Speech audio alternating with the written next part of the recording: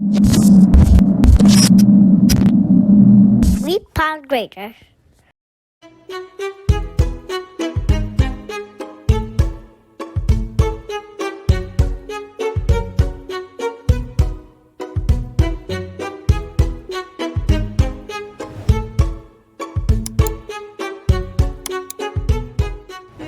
Hello! Welcome to Obnoxious Babes TV. We are here with another episode. I've been missing you guys. Here with my co-host, Steve. That's good. We're shaking. How you doing, Jess? Been a minute. It's been a minute. How you been? I'm good. Can't complain, you know. I'm just happy to be here still. I'm glad life is treating you so swell. Yeah, you know. Can't complain. You got a guess? Yeah, we got to guess. Let's not be rude. I am so excited. I'm very, very, very excited to bring this guest on the show today. Longtime friend, best attorney in Tampa Bay. Yeah, definitely might need her services. Right, attorney Jessenia Rosales. How are you? I'm good. Thank you for having me on the show. Yo, thank you for coming. Yeah, thanks for joining us. Thank you. So tell us a little bit about yourself, about, just in general, who you are as a person. So, like you said, Jessenia Rosales, I'm a criminal defense attorney in the Tampa Bay area. I also do family law, and I chair the Florida Justice Center. Ooh, this girl is working. Busy and booked. Busy and booked. Booked and busy. Let's cheers to that. Let's do it. Yes. Cheers to being booked and busy. Booked and busy, busy and booked. You put the butt of your glass.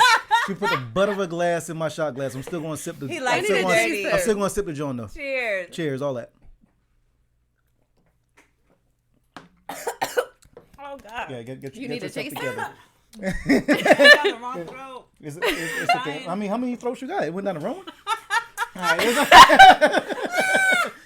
right. So, question: how long have you been doing your How long have you been a defense attorney or a criminal attorney? And family.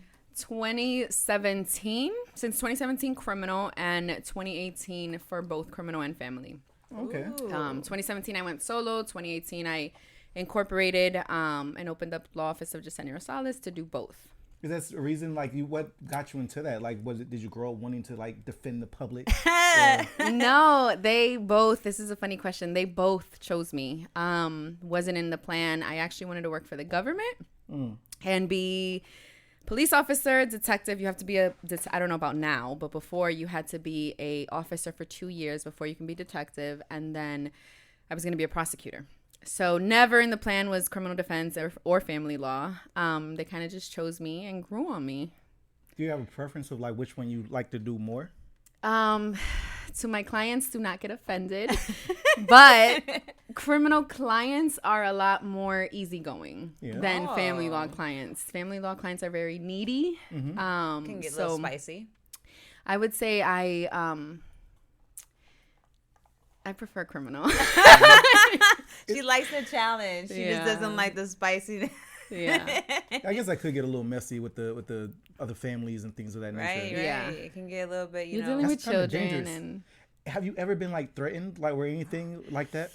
yes, I had baby mama drama. Really?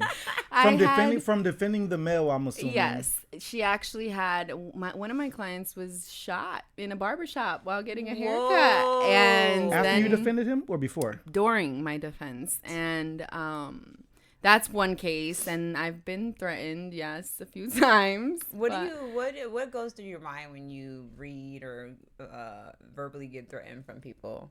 I'm just doing my job and keep going. I don't pay mind to it. If you think about criminal defense too, you're constantly with clients who are accused of very serious allegations, where the alleged victims suffer from that. So it's just natural now to kind of ignore threats from family law clients. Are threats, do they come written sometimes? Like, what is it? Like cutting up magazines with like letters and things and pieces together like No, that? they'll say it. She's not getting kidnapped. No, they'll say it. Well, you'll be surprised. I know some attorneys who have received written death threats for like national media cases. You gotta use magazine covers. You can't use your own. I don't know handwriting. about all that. That's why I learned, that's why I picked up along the way. He's talking about cutting out letters and shit. I haven't personally received that yet, Okay. but Let's hope not. no, please pray. Yeah. But for family law clients, I think the most written has been email, but the most has always been verbal or through the phone. And a lot of threats also come from, I'm reporting you to the bar. And my response is, all right, do you want the Florida bar number? Here, let me help you. I forward it to Because you nothing you can professionally. complain about. Is there anything in place to protect you and other lawyers from things like Right. this, though? Because if you're just receiving at a constant rate at times, I don't know how constant it is, but anytime you can just receive death threats or whatever type of threats, like there has to be something in place, or I would like to think there's something in place to protect you and others. be If nice. if it really became serious and frequent from like one particular person, you can get restraining orders, you can get injunctions. You would have to have proof. But again, if it's verbal, that becomes kind of difficult. But you have to prove it. That's Yeah, why. yeah. You have to I have see. something to support, why you're seeking a petition for protection. Oh, I didn't know that. I did not know that you Yeah. need to have proof that you like. I always thought I could just say I want a restraining order on someone and I can just do it. I didn't know I need proof of something, No. actions. Well, I mean, testimony also is you would have to go into court and provide testimony that this is happening on such and such date. But usually I think I haven't been in that situation yet. I think because I ignore it, but I think that you at that point the other person I think would stop. Hopefully. Hopefully. Hopefully. Jeez, girl, gotta cross those fingers. Mm-hmm. So you're the first generation criminal defense and family attorney in your family. Yes. How does First that attorney. feel? It feels good, I guess. And my little cousin's actually in Rutgers in New Jersey, so she's gonna be the second. So it feels good that I did set an example for her, and she's following. She's actually going to my dream school. I didn't get accepted to Rutgers. Oh wow! So it feels really good. She's like following my dream. Aw, well, that's good to hear. That's good to hear. I know your family's proud of you, especially if you're opening a door for others. Being a female, a Latina, pursuing a career that's mainly, by men, I hope my family hears this because they complain all the time that I work too much, and I don't feel like they're proud. It's for a greater cause. It's a greater cause. It's like you're not only fighting for yourself, you're fighting for anyone else growing up being inspired to be an attorney, because it's a lot of work. It's They're a lot of proud you, work. though, right? I'm sure. Yes and no. Yes, they're not happy with the amount of time my job takes from me and how much they don't. I used to be very involved in like family events and activities, and I was the decorator, I was the event coordinator, the the party planner. So now it's like, no, I have to work. No, I can't go. I have trial coming up. So I think it's like it's a catch-22 with them. It's hard sometimes when you are dealing with a career that requires a lot of your time, especially when you're in a relationship or with your family, because they want that time with you, but you have to put so much time into your passion. Because I believe, like, with the career, once you said that it chose you, so that's something like it was just like something meant to be, like your divine plan. It becomes something that you're passionate about, to help others or whatever the situation is. So it's you come at a crossroads when you are dealt with that, and I know that can be very difficult, because I'm pretty sure they are proud or whatever, but they're still gonna like weigh with each other, like, we still want that time for you, and we're still expecting for you to still somehow, some way make time, but sometimes it's difficult. But life is short, though, so they look at it differently. I do. I mean, I make time for them. I do, but not as much as more. Yeah. It's like They're I so can't. used to. I can't satisfy you and my clients. You made it though. This is definitely a cause to have a coquito year round. Right. And I was the bartender of the family, so that's gone. Right. Listen. I've been knowing this girl for a long time. We have our homeboy in the audience member. We've known her for a long time, Angel, and we are so proud of her because she came from a long way, from flipping those cups to flipping trials, boy. We so proud. And flipping cups of flipping trials. Behind the bar, passing the bar. Right. And you did that because you had a passion for this career. So it's just like, what keeps you going? Like, what do you love about your job that keeps you going? I would say a lot of my clients, when they're in really, really difficult situations, I'm the first person they think about. And that I don't take that lightly. I've had people, just wake up from a coma, concussion, and they're in the hospital bed, and they're calling me like, you're not calling your mother, you're not calling your wife, you're not calling your brother. So I think I love that, they depend on me to do that part for them. So I love helping people genuinely in very desperate situations. You can't really find that in any other job.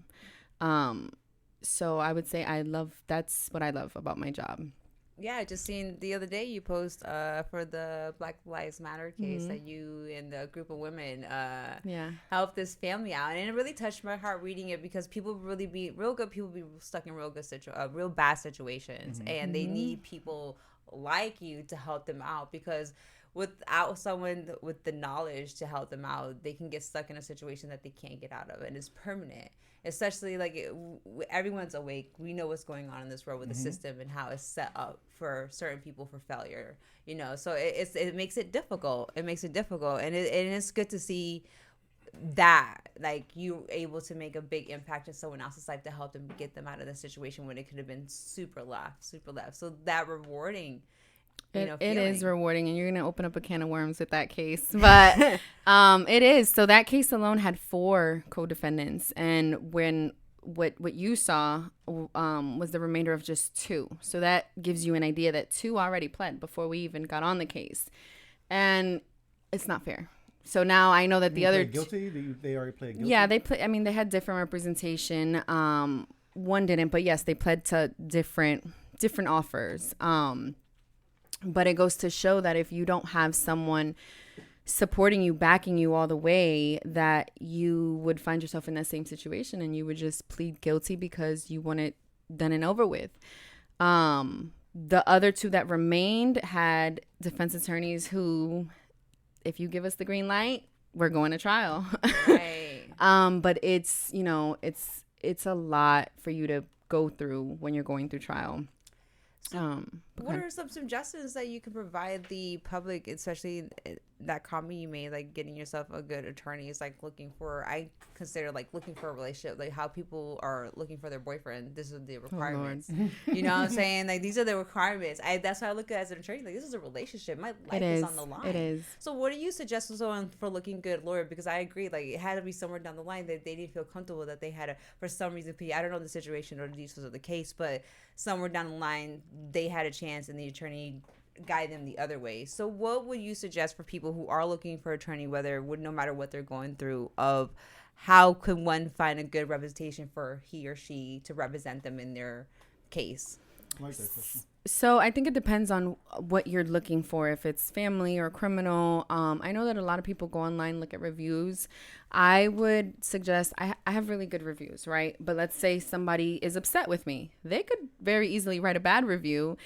So I wouldn't say always go off of that, but I would, browse around through reviews. Most importantly, if you interview with the attorney, make sure I'm big on energy and you can feel a connection or not. That's a fact. There's no way for you to really know if an attorney is going to be an attorney who's going to force you into a plea or is going to fight for you all the way.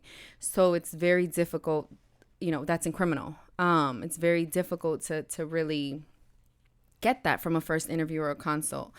So I would say go off of energy, and you have to trust your lawyer. A lot of clients don't trust their lawyers at all, and it's why are you're paying a substantial amount of money for somebody to represent you and you don't even trust them to make the decision. So I would say someone you can trust, someone that does have good reviews, but don't base it solely off of that. Good energy. If you know someone else who has been represented by attorneys, ask. Word of mouth is always good. That's pretty much it. Are there any judges you would love to stand in front of and represent your case in front of them? For example, like a Judge Judy or something, an honor, or Judge Mathis. You know, I always wanted to stand in. I always flashy wanted to. TV judges? Yeah, I always wanted to stand in front of Judge Mathis. I did. I still want to. I can't. I want to sue somebody so bad. He doesn't see this. I want to sue somebody so bad and stand in front of Judge Mathis. Why? Because I'm a fan You know of who Judge I Mathis. do, and I'm sure I will. Manifest Judge Sabella. He was my trial skills teacher, and I haven't been before him yet. And how his trial skills class goes is the first one. What's the name of that? Judge Sabella. No, the child skills. Trial skills. Oh, trial skills. skills. Okay. So when you're in law school, it's a class. And your first 3 classes, the first one, he makes you pick a high profile case. So like Casey Anthony or Aaron Hernandez or someone, and you pick either like an opening or a closing, and you redo She's it. The definition of fuck them kids. Oh my God. Oh Lord I'm Jesus Christ. We're not sorry. even I apologize.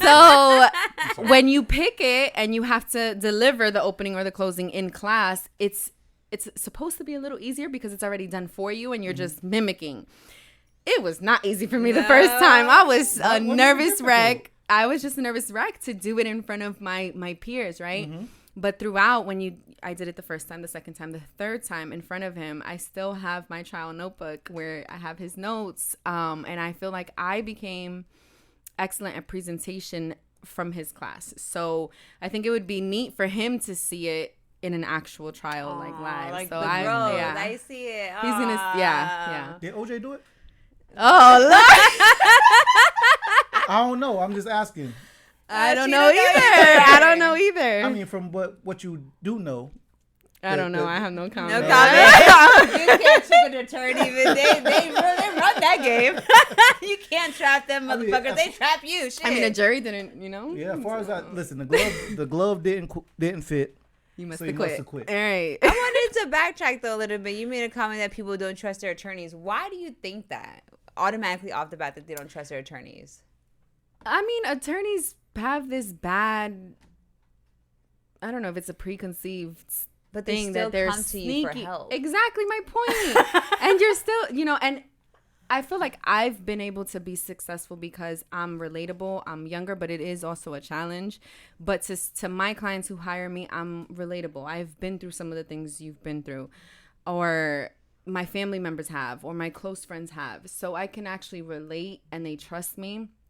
When you have a much older attorney, you think that, I don't know, I'm just assuming that maybe you can't relate to them or they're not going to take your side, or I don't know, but they don't trust them because I know a lot of the times they're lying. Or sometimes my mentors would be like, "You really believe your client?" Yeah, I'm like, "Yeah, I really believe them." Do you believe your client? And that creates a trust issue between both of them. Right. I have a question for you then, because what you just said. Have you ever defended someone? And if you don't have to answer if it's for legal reasons, whatever, But have you ever defended someone that you didn't believe, like you felt like Conflict. yeah, and you still had to defend in.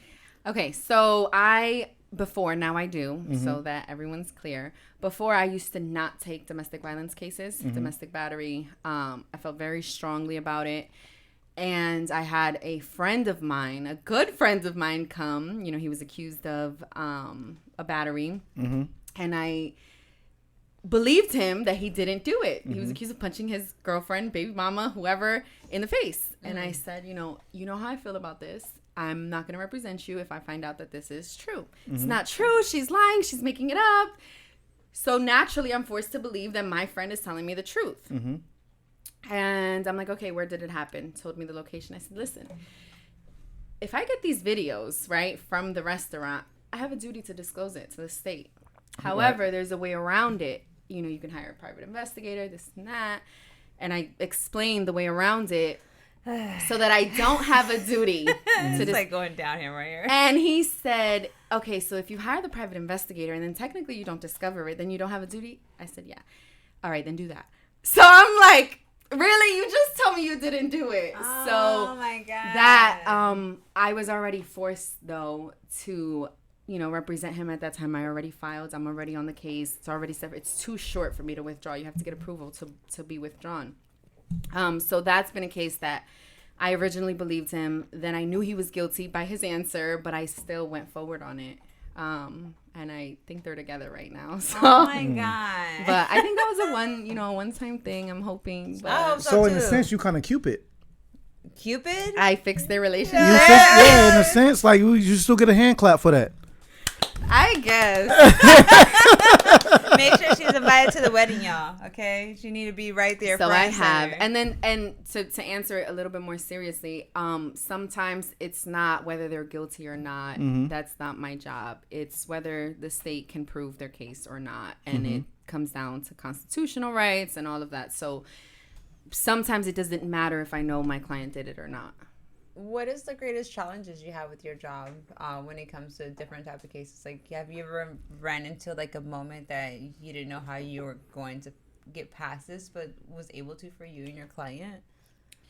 I think for me, my greatest challenges have been I went solo straight from I got sworn in and I went solo a month after. I think most attorneys get experience working for the government or working for whoever. You hear them, say I worked for the state attorney's office 10 years. I was a public defender for 15 So you years. just went right into the water. I just went right in. You're going to face challenges going right in with no experience. I've had amazing mentors along the way. But because of that, I've had to overcome challenges. I think that I also face, and this is sad to say, I've experienced, I guess because of my appearance, that, judges automatically think that they challenge your intellect, like you don't know what you're doing. So I've had to just kind of ignore that and overcome it because I know I'm doing a good job. I know the law. I know how to argue it. But those are challenges that I've had to overcome that I think younger attorneys coming in are going to have to overcome the same thing. But on the topic, because we were discussing this outside, and just to bring everyone up to speed, we were discussing about appearance in the courtroom. And no matter, even though you have all the facts at hand, you will be judged on your appearance in the courtroom of how a decision you're talking will about go. the red hair? Yeah. Yeah. So you can go a little bit in detail about that so people can know, like, what is, what you're dealt with. Okay. So everyone knows when I first became, I don't think the fellas heard this. When I first became a lawyer, I had bright red hair, the color of her sunglasses. Okay. And I do criminal and family. So in family law, I would not care. I'm in mediation. Sometimes we can settle cases in mediation and not even go before a judge. So I wouldn't care. I don't care what you perceive of me as long as my arguments are on point. But criminal law is a little bit different because your life is in my hands, essentially, or in the jury's hands. So me coming in as a redhead, that's all the jury's going to focus on. So it's not so much that I care about appearance for me, but other attorneys who come in with, tattoos showing or different color hair, you have to remember that your appearance matters because it's a jury who's a cross-section of the community who is going to judge you, the defendant, based off of your attorney's appearance.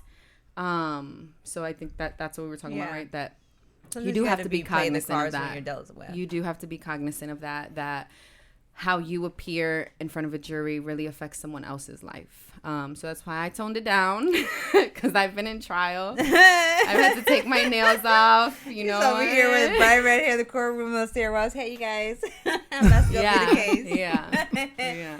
But, it's because naturally you already got two things against you. You're Latina and you're a female woman.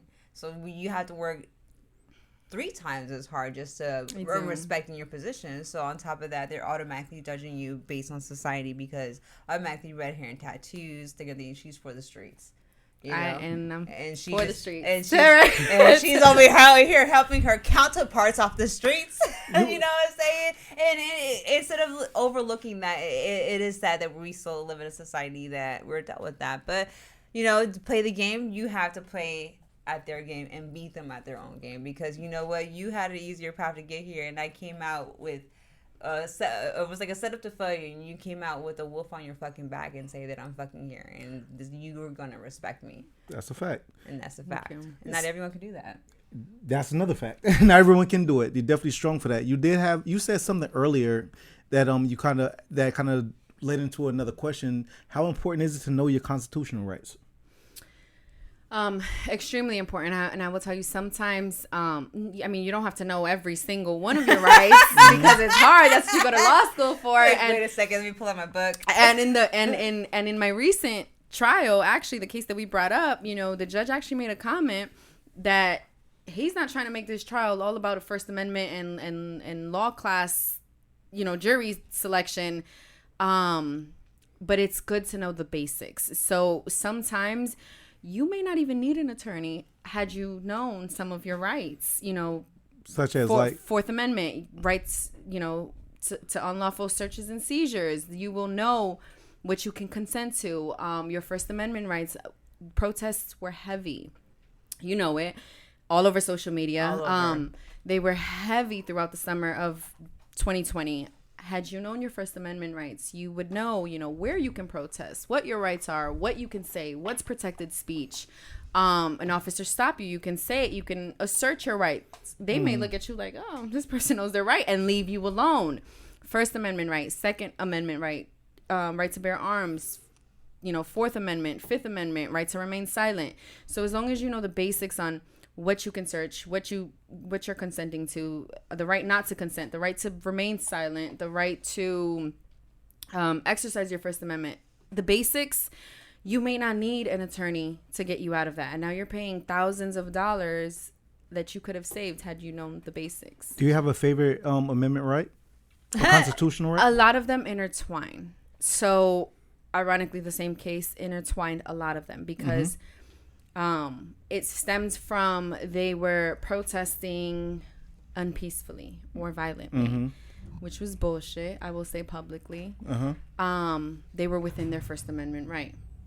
And then it went to which is the First Amendment right? For people who don't know. Freedom of speech, right to public assemblies, right to basically protest. Speak your mind. So that was their First Amendment. And then, they allegedly committed a battery on law enforcement, fled, which was BS again. And then they resisted arrest to the battery that never occurred. There should be writers for for stories on entertainment. So then when they resisted arrest, they were searched. A weapon was allegedly found. Ties in your Fourth Amendments. They supposedly gave statements later. Ties in. They're tied in first, fourth, fifth. So there's really no favorite because they're intertwined. I have a do you have a favorite amendment for yourself? I Jess? plead the Fifth. Yeah. There you go. Fifth. The best amendment that, in my personal opinion, the best amendment is the right to be a gat toting, pistol holding person on these damn streets. I think that's a great amendment. Did you just make that up?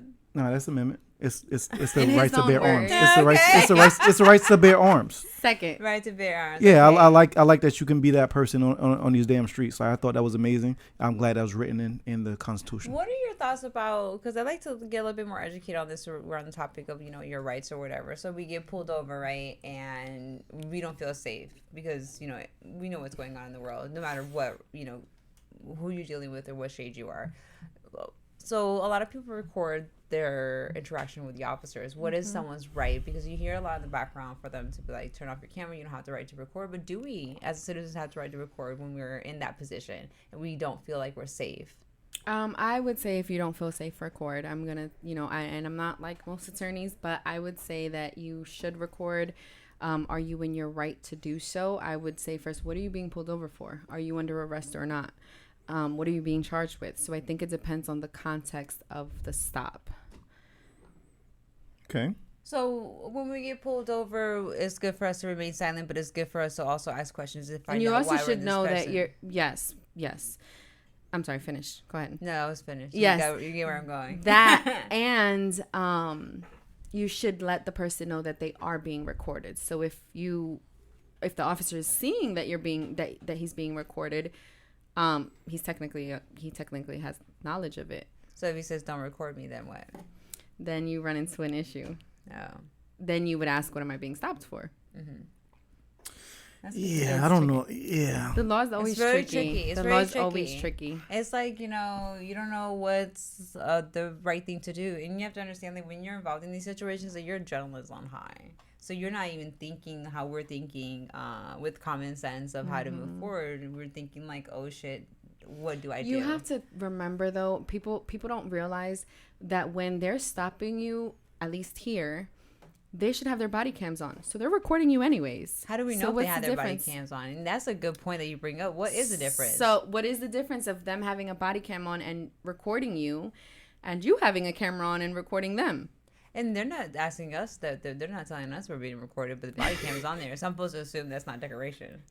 right? Yes, and we had that issue too. I won't You say got that. your body cam. I got my body cam too, bitch. We That- both out here. That's an issue. Every Officer, my eyes are officer, up here. every officer is supposed to have their body cam on. Can we and tell? we run. I don't know where it's positioned. I don't know where it's positioned. I haven't looked at an officer, but I've run into this situation so many times that it says body cam was on. This is recorded on such and such. This video has been placed into evidence, and then I'm like, hey, where's officer badge number such and such's body cam? Oh, we don't have it in evidence. But his report says body cam was on, and his report says it's put into evidence. So can I have it as part of discovery? It's non-existent. So why was his body cam off? What was he intending to do? Yeah. So it's supposed to be on. So what do we do about those cases? I feel like you deleted it. Bitch, you deleted that footage. If it obviously is- you can't say that, but that's just like the I mean, first that's thing in my mind. That's where running through. attorneys get in, and it's because if the alleged criminal activity occurred during the time that body cam should have been on, you've placed it in your report. You now have missing evidence. So where do you think this evidence is? Like, what is it? Is it on that I police You're officer? asking me. It No, disappeared. must be- It disappeared. It did. It must be on like maybe it's on like a It's on police Hulu. OnlyFans account. You have Cops, you have Sony Lime. you have to pay for that. Like you're not going to get it unless you pay for it. Is that where their footage is? We're Maybe. not fucking stupid, guys. They deleted that shit. I'm gonna say it. They deleted that shit. You deleted that shit. Like, who you fooling? They ain't fooling no one. It's gonna be there and not be there. It's like a magic trick. Okay, but honestly, I do have a question for both of you. I have a question for both of you though. Y'all get pulled over, right? Do y'all really question authority? Because I will speak for myself first, right? The times I have been pulled over, I don't got time to play them. I don't play those games. No. Like nope. So what do you do? I abide. I listen. I do whatever need to be so I can go home because I feel it's not going to work in my favor no matter what I do. So I don't even play those games with them. I mean personally, I don't got time for that. It's sad to say that that's probably the best recommendation. Us. You Don't have to abide by it, and you should be. If you're not doing anything illegal, you'll be on your way. And you if you were speeding or whatever, ran a stop sign, you're cited with a traffic citation, and you move on and move forward. But at the same time, it's just like. But if he puts up a fight now, and you're being arrested for something that is criminal, call Jessenia. Now you're resisting arrest. Call me. Or now you know what? I have gotten on the phone with some officers during a traffic stop, and they've let my clients go home. Right. I have pulled up to the scene. They allowed them to make a phone call, and you're speaking for them. I am speaking. This is attorney Jessenia Rosales, Tampa Bay area, etc. Who am I speaking with? What is he being pulled over for? And they tell me a headlight. They'd let him go. I've pulled up to the scene 3 a.m. And you left the empanadas being made midway, and you went to the. You pulled up like that's the type of attorney. Listen, Carmen San Diego. 3 a.m. and I have, and there has been a case. It's currently going on. 5 co-defendants. My client is the only one who went home. Everyone else went in cuffs because I said, "What are you arresting him for?" I was on the phone when you told me that you pulled him over for headlights. That's a traffic citation. Can you cite him and he can go on?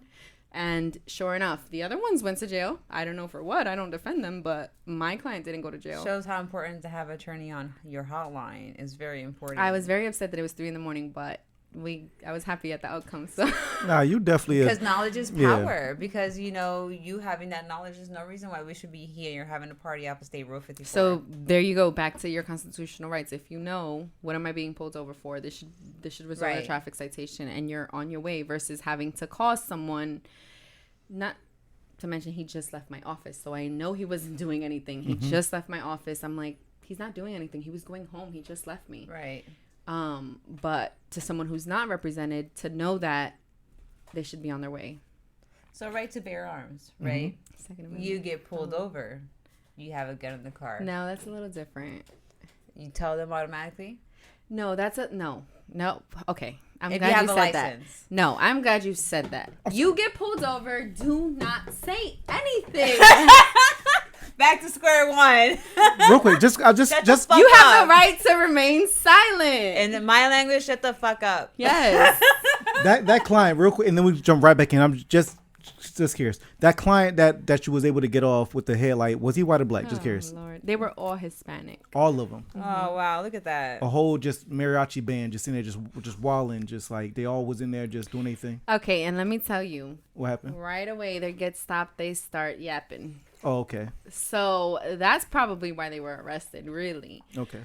Be quiet. You could have gone home Cállate la like everyone boca, else. okay? Shut the fuck up. I have this and I have this and Yeah.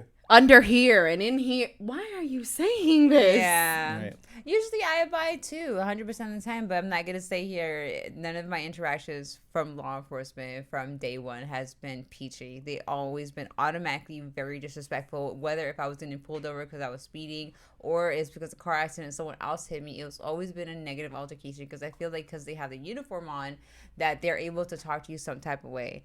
And I dealt with cases with my 9 to 5. I always hear people with different experiences and they don't have pleasant experiences because I know they're there for us and I support, at the same time, but we recount those experiences, So sometimes it is best to just, shut the fuck up and have an attorney on hotline and let someone else deal with that because she gonna speak differently than how we gonna speak and how we speak gonna end us in fucking jail. Period. Right. So, in back to your original question, just before I backtrack, which I apologize for. But so if you do get pulled over and you do have a weapon on you, you just don't even mention that at all. Like, don't Especially if there's other people in the car. Whose weapon is that? Well, if it's legal, it's So mine. I thought it was in class because I took a class for it, and they said since we have a license, if we get pulled over, we have to tell them that we have a gun in our car and we're carrying a license for that. So that's why I asked you, like, what's the proper? Why way are to you being present? stopped? Let's say if I'm late to work, a bitch doing 75 and not 275, and So I gotta why are go. they asking you if you're armed and So dangerous? we don't have to tell them we have any weapon in the car. Jess was saying I'm that not- she was taught that she has to tell. She In has classes, to they're tell teaching them. that. They're You telling have to that we mention have that. to mention that we have a gun in the car with our license. This is what we're being informed. Well, I was informed in class. I can't say that for I every guess class. if they ask you, but I'm not gonna. But we're comment not on that. required You're to. not required to say like, "Hey, I'm quick draw, make raw." It could be case by case. I'll leave it at Case by by case. case. Right. So it's probably another thing that's a sticky situation, and that's when their amendments get twined in. So it could be case by case. I think is that what it results down to just know your facts, know your law, your constitutional rights, and whatever's going to protect you. But to not mention, okay, just to stay on the weapon situation, right? Because I'm just trying to fully understand. Because if it is in the car, because I have heard that you do have to make it known that a weapon is in the vehicle or whatnot. Okay, but okay.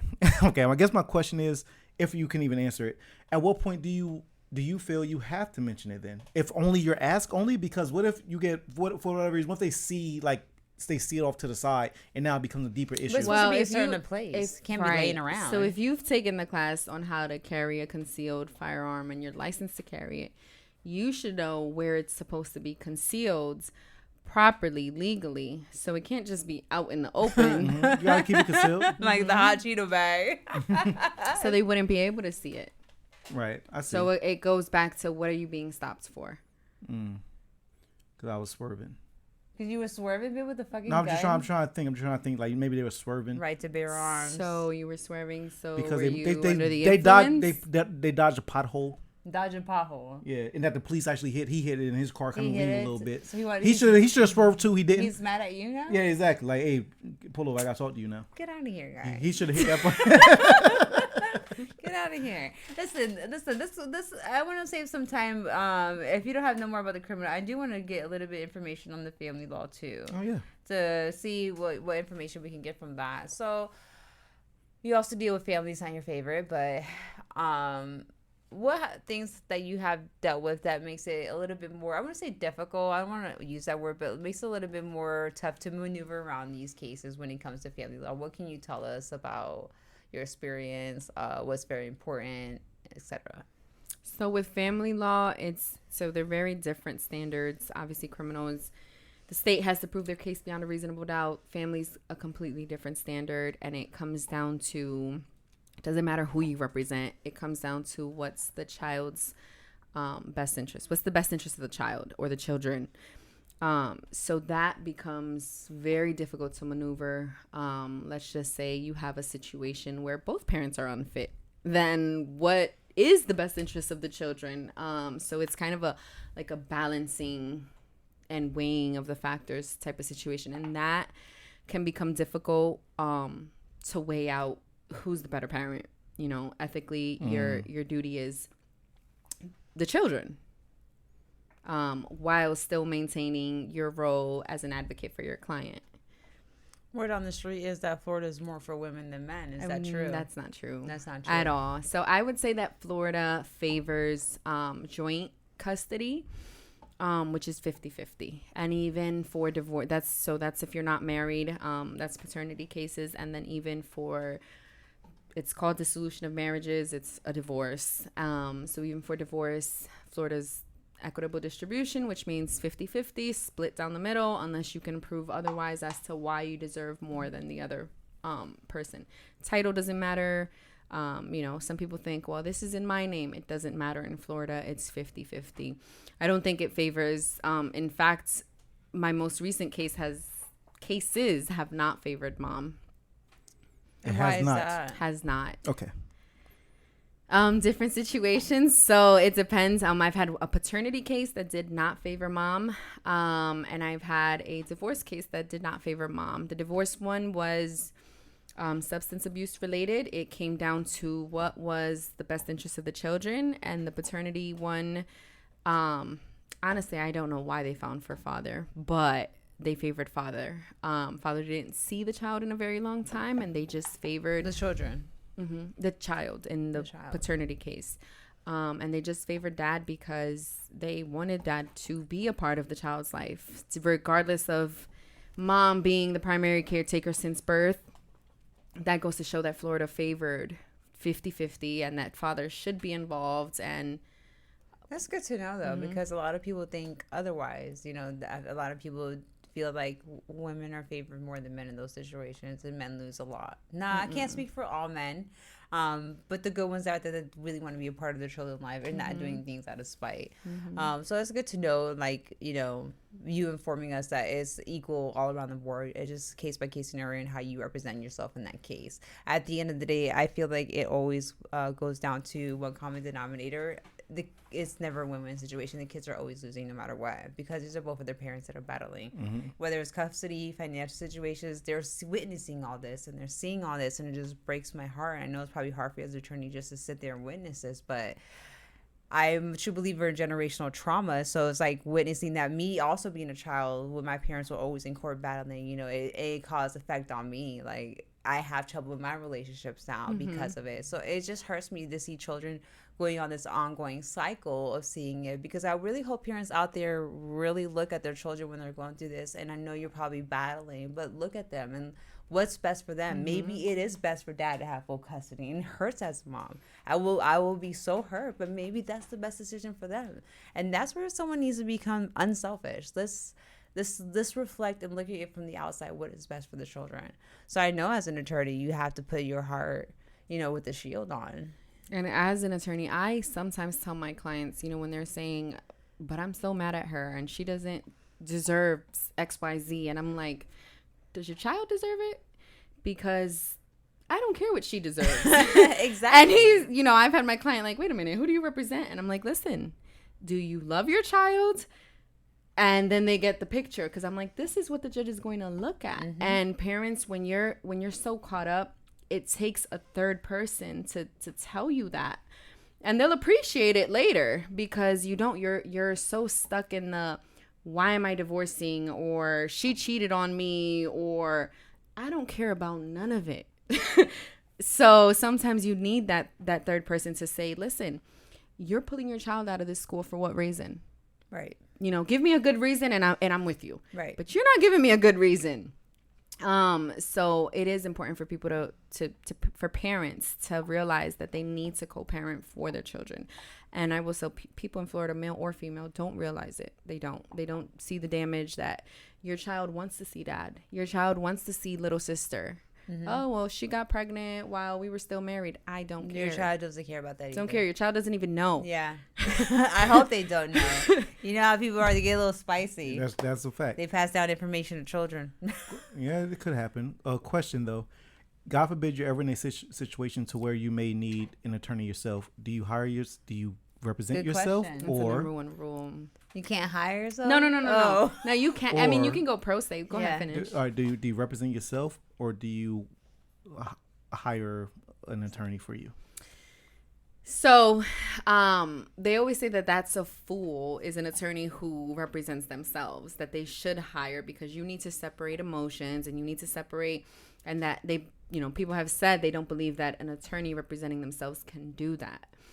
I will say I have represented myself in custody disputes, and I've won, right? So ironically, and I've won, in one.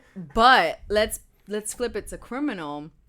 Let's say I'm accused of, knock on wood, of any type of criminal allegation. I don't think that I would represent myself. I think that I would hire possibly one of my mentors. And I wouldn't. So I think it depends. Like, I've represented myself on civil matters or like on traffic citations. I've had a red light camera ticket, and I'll represent myself on those things and win, and I'll have successful outcomes on those. But I think criminal is very serious, that I would leave that up to someone else. God forbid if I was ever in that situation. That's a good to know. But usually, I know attorneys who hire other attorneys for trademarks, for copyrights, for contracts, for business disputes, for malpractice, for whatever. They do not represent themselves, especially if it's not an area of law that you don't do. You don't write contracts on a daily basis if you're practicing personal injury, or you are an immigration lawyer who has no knowledge in family law. You hire other outside counsel. So, your mentors. What do you guys, before we get to the mentor part of it, what do you have advice for people who are going to law school or wanting to pursue law school and do what you do, open your branch right away after? Like, what suggestions do you have for them? Because the reason why I'm asking, because I kind of like peeped your road a little bit. And there was a lot of no sleep. Like, I always question, like, does this girl sleep? Literally, because she's like working a 9 to 5. She's also bartending, and she's also attending school. She's also doing multiple things just to make this happen, manifesting it. And now you're here, and this is what you solely do 100% of the time. You worked hard for this. So someone who's going through those challenges, because those are challenges that you go through just to finish the finish line, what do you have advice for out there for people who want to become criminal attorneys, family attorney, anything at law, to just defend people and help people out? What advice do you have for them? So I took a very different path, I will say that. And if you find yourself on that same path, don't listen to anyone. A lot of people have told me, you need sleep, you need rest, you need to do this, you need to do that. I never listened, and it got me to where I wanted to be. So I would say follow what you feel is right for you, what works for you, and ignore everyone else's suggestions. That might not be the same advice you'll hear from another attorney. It works for me, and I would encourage it 1,000%. If that's not the path that you're on, and you're just, you have it easy, take advantage of that as well. I think that different paths are meant for other people. So it just depends on what situation you find yourself in. It is definitely not easy. I will never sugarcoat it. It is not, it's a difficult journey and a difficult path, but if that's what you have your mind set on doing, go for it, do it. I will also say though, that your journey may change. And if it does, that's what's meant for you. Like I said, my journey was not criminal defense or family law. That was not my end goal. But it chose me. So I would say pay attention to what is choosing you. Sometimes, I might have got discouraged with certain roadblocks or certain denials, and I had to step back and say, maybe that's just not for me. People are very stubborn, and when they hit roadblocks and no, I want that, you have to pay attention and say that's not for you. Right. I applied to work for the state attorney's office, and I was denied. I applied to work for the public defender's office, and I was denied.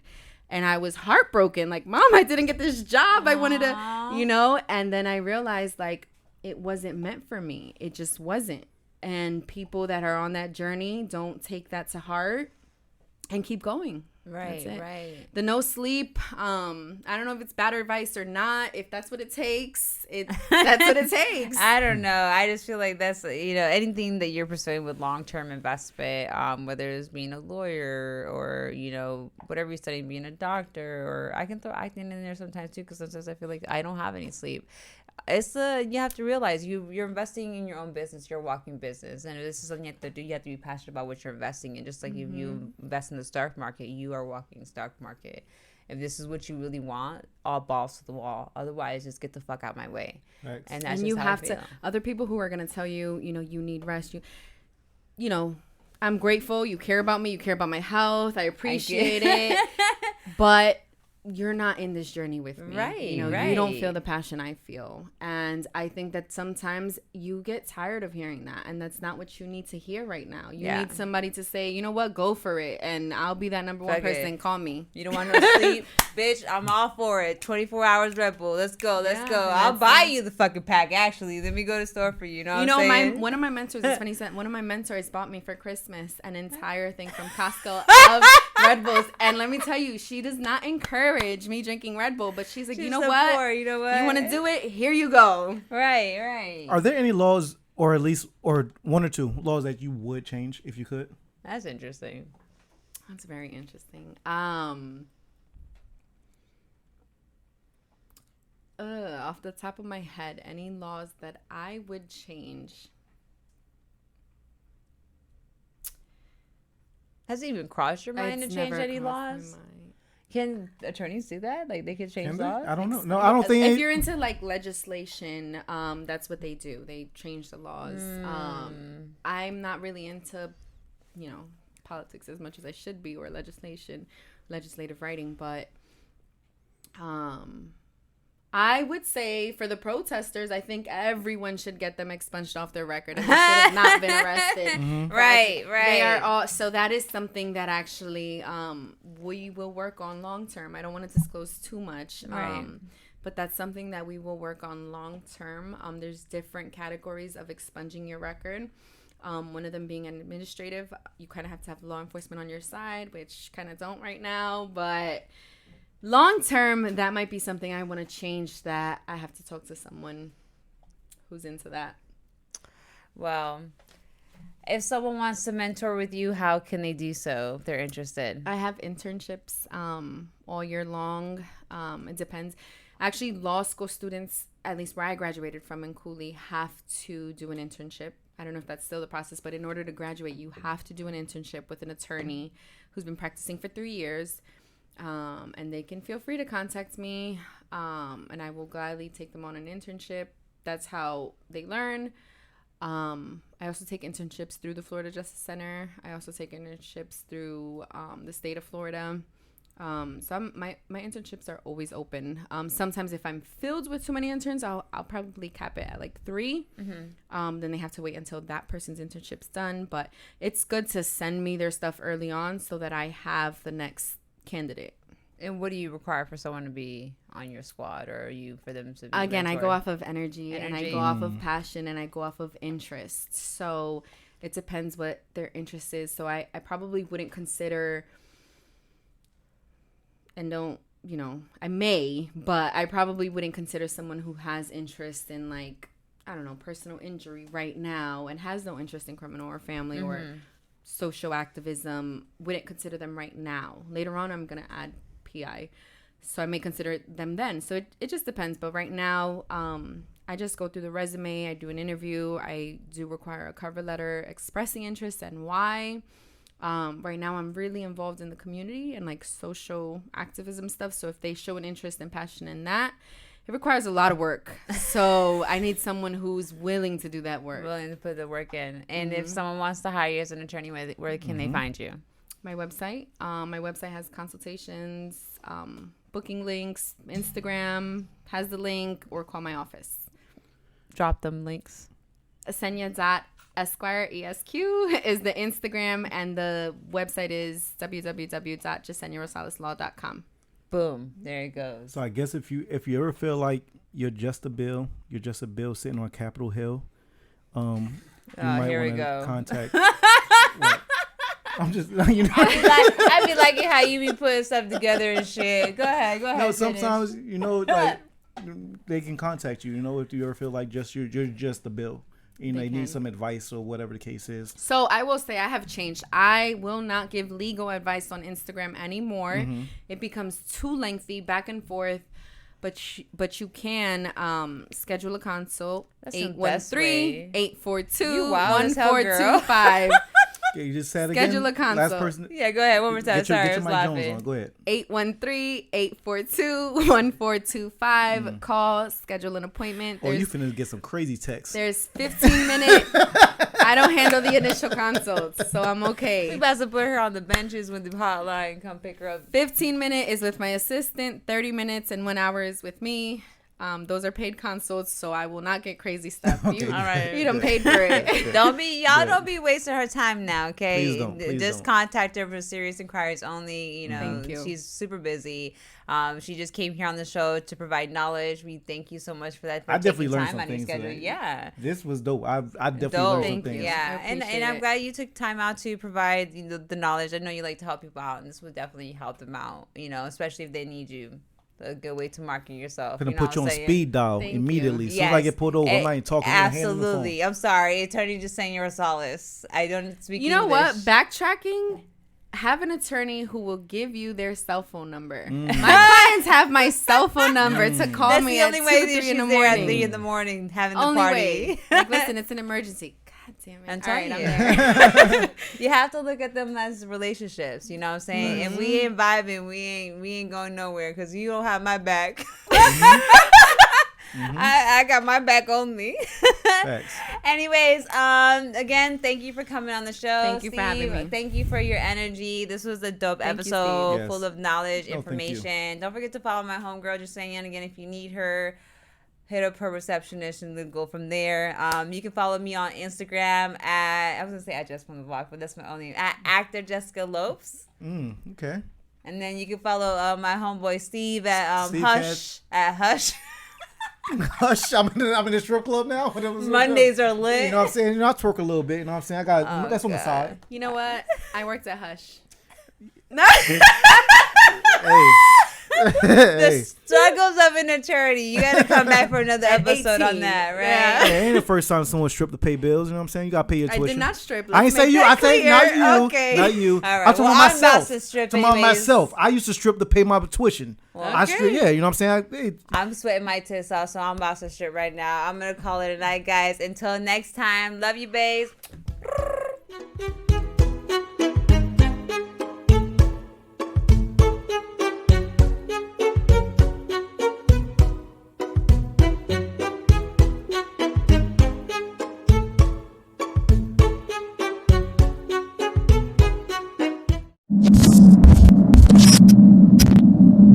We Pound Grader.